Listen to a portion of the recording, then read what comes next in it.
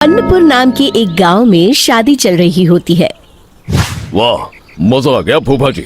शादी में क्या खाना बना है, बाराती तो उंगलियां चाटते रह जाएंगे। हाँ, तुमने सही कहा, पनीर की सब्जी का तो कोई जवाब ही नहीं।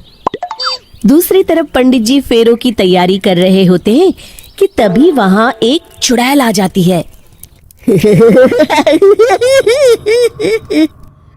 अरे मर गया रे, ये चुड़ैल यहाँ क्या कर रही है? अरे दिवाकर जी, ये आपकी कौन सी रिश्तेदार है? अरे मुझे क्या पता, क्या भाग्यवान, कहीं ये तुम्हारे मायके से तो नहीं आई है।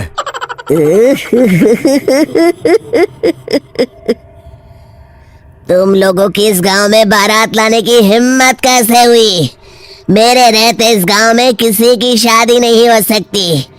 अब तुम लोग देखो मैं क्या करती हूँ।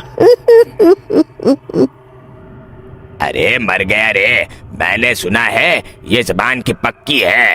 भागो रे भागो, वरना ये चुड़ैल किसी को नहीं छोड़ेगी।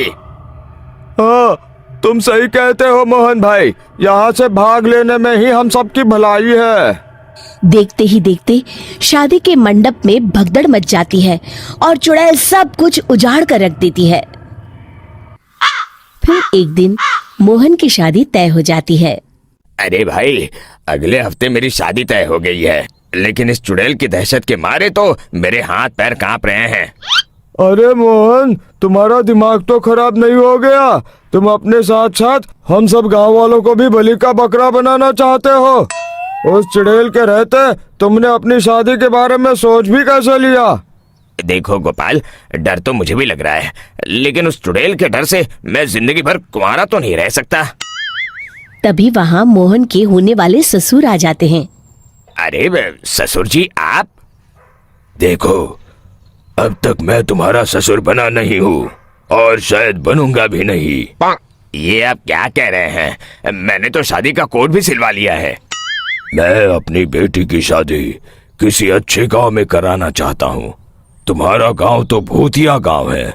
मैं तो क्या, अब तो कोई भी अपनी लड़की इस गांव वालों को नहीं देगा।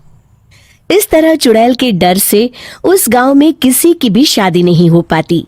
फिर एक दिन गांव के जमींदार अपनी बेटी की शादी करने का विचार करते हैं, लेकिन चुड़ैल के डर से उनकी भी हिम्मत जवाब दे देती है। अगर मेरी बेटी की शादी तय समय से नहीं हुई तो मेरी नाक कट जाएगी। मुझे कुछ करना ही होगा।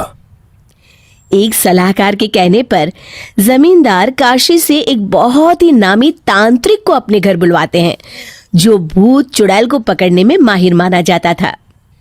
जमींदार साहब, आप चिंता मत करिए। इस गांव की सीमा में प्रवेश करते ही मुझे उस चुड़ैल के बारे में सब पता चल गया था। आप उसे जल्दी से जल्दी कैद कर लीजिए ताकि मैं अपनी बेटी की शादी कर सकूं। जब वो चुड़ैल एक इंसान थी, तब ठीक उसकी शादी करने वाले दिन ही उसकी और उसके होने वाले पति की एक दुर्घटना में मौत हो गई थी। उसका होने वाला पति आज भी भूत बनकर जंगल में भटकता है। इसलिए जब तक चुड़ैल की शादी नहीं हो जाएगी, वो किसी और की भी शादी नहीं होने देगी। ये आप क्या कह रहे हैं? अगर वो भूत भी हमारे गांव में आ गया तब हमारा क्या होगा? ये आदमी बीच में बहुत बोलता है, इसे बाहर निकालो। उसके बाद तांत्रिक बताते हैं कि अगर उस भूत के साथ चुड़ैल की शादी करा दी जाए तो वो चुड़ैल हमेशा हमेशा के लिए उस गांव को छोड़कर चली जाएगी। जमींदार साहब, आप अपनी बेटी की शादी की तैयारी शुरू कर दीजिए। मैं कुछ गांव वालों को अपने साथ लेकर उस भूत को ढूंढने जंगल की ओर जाता हूँ। इस तरह जमींदार निश्चित होकर अपनी बेटी की शादी करवाने लगते हैं, लेकिन तभी वहाँ चुड़ैल आ जाती है। मैंने तुम गांव वालों को समझाया था ना कि इस गांव में कभी कोई शादी नहीं करेगा। लगता है तुम लोग मुझे हल्के में ले रहे हो। चुड़ैल जमींदार की बेटी को उठा लेती है।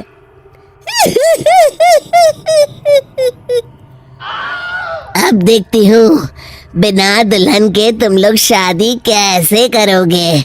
मैं इसे अपने साथ ले जा रही हूँ। छोड़ मुझे, पिताजी, मुझे बचाइए। अरे कोई मेरी बेटी को बचाओ। तभी तांत्रिक उस भूत को लेकर वहां पहुंचता है। अरे भाग्यवान, रुको, इन मासूमों को परेशान मत करो, मैं आ गया हूं, अब तुम मेरे साथ चलो। चुड़ैल बहुत खुश हो जाती है। आप आ गए, चलिए अब हम मंदिर में चलकर शादी कर लेते हैं। अरे अरे अरे अरे, ये क्या कह रही हो? मंदिर में जाके दोबारा मरना है क्या? चलो, आज से हम जंगल में रहेंगे। चुड़ैल चली गई, अब मेरी शादी हो जाएगी। इस तरह सभी गांव वाले खुशी से झूमने लगते हैं।